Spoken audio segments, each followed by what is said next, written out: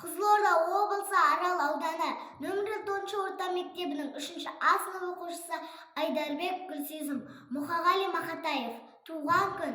Бүгін менің туған күнім, ой пәләй, мына адамдар неге жатыр тойламай? Банкет жасап берер едім өзім-ақ, Тәңірдің бір жаратпай-ақ қойған-ай. Мына дүние неге жатыр үндемей, алаулатып тойдың шоғын үрдемей. Құшақ-құшақ гүл шоқтарын лақтырып, мынау шапан, мынау атың міндемей. Мұны жұртқа жақпадым ба әлденем, бекер өмір сүргенім бе әлде мен? Халқым сенің қасиетіңді білем деп, босқа өмірім өтті екен әуремен. Айтайын деп қуанышың мұңды, басқа арнаға бұрдым бәлде жырымды.